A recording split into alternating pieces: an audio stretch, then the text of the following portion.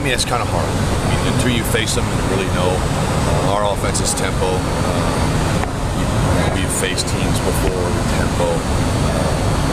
I was at other schools where we actually average more plays. But obviously, when you have really good, talented players at the skill position, at the quarterback position, at the tailback position, at the wide receiver position, obviously, when you got good players and you go fast, there's an added edge to that.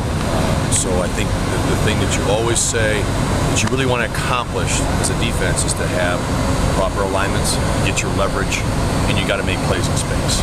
How much of a confidence boost was the performance last week for your defense? I know that you see so many turnovers on the back end, and I know maybe the first one was just a tip ball, but Coleman was there and made the play, and then Sutton, and then the list just went on and on.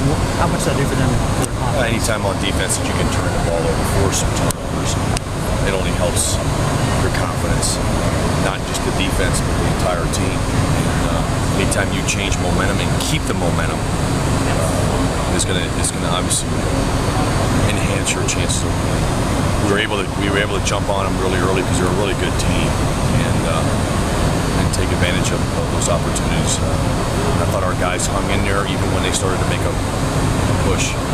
I know obviously every time there's a turnover, obviously the defense made a play, but as you broke those down and looked at those, how much of that was your guys kind of doing what they're coached to do, making the right cut, making the right read, and how much of it was maybe just Western being a little errant a little bit? I think it's a little bit of both. There's always going to be a little bit of both, and I'll just leave it like that. I think it's a little bit of both. Coach, how much better do you feel?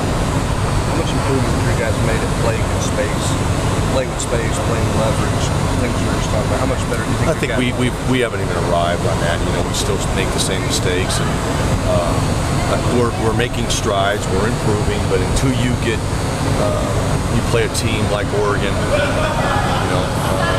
that challenges you in space, you're not really going to quite know. So again, we've made some improvements in those areas, but let's see on Saturday how that ends up. How do you feel about your team's mental ability to kind of handle the tempo when it gets going so fast? The great thing for us, the good thing for us, we've got a great example every day. Our offense is tempo, and we practice at a high pace, so they're kind of used to some type of a tempo. Whether it's just as fast, not as fast, but at least they have an idea. And then we try and add some of that stuff that what we might expect that we're going to get from a crowd noise, from a faster tempo. Obviously they're averaging certain plays a little bit faster than other teams from one snap to the other. But again, I think it helps us that we have a team. Our offense is like that, and really can only help. Sorry, you talk about being kind of a safety-led defense. What ways does Oregon stress your safeties beyond just the speed and tackling in space? They stress really the whole defense. To force you to play assignment football, force you to get lined up. It's such a big key to get lined up. Okay. Now we're not talking about missed assignments. We're talking about if you're a C gap player, then you line up in the C gap and you're ready to go. If you're an alley player, a D gap player, so to speak, you get lined up properly, and it's all about leverage. And regardless if it's a safety or a linebacker or a defensive end, a defensive tackle, a corner, and then keeping your leverage. And once you establish it. Really, with a quarterback like this, does that put an extra burden on your defensive backs? And how do you guys try to combat this? Just play discipline. Try and play discipline, and execute the defense, and we recognize how talented he is. And anytime you have a talented quarterback, that's where it all starts on offense. And they have, so to speak, the three-headed horse. They've got the quarterback, they've got the tailback, and they've got the wideouts. So. We just got to execute and like I've been saying, get lined up, play with great leverage, and make plays in space.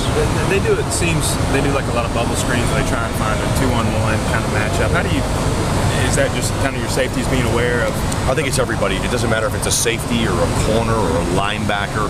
Depending on what the defensive call is going to be, all those guys are going to be involved in trying to defend a play like that. It's not just going to be the safeties.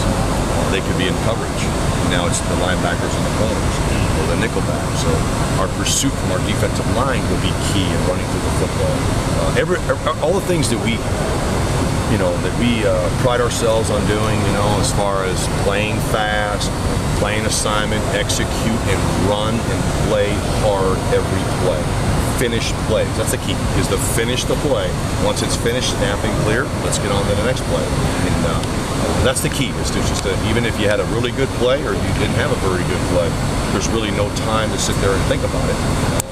And with this group, they've got two Heisman Trophy candidates, but those aren't the only guys. So can you kind of talk, besides the quarterback and Anthony Thomas, can you talk about some of the other guys?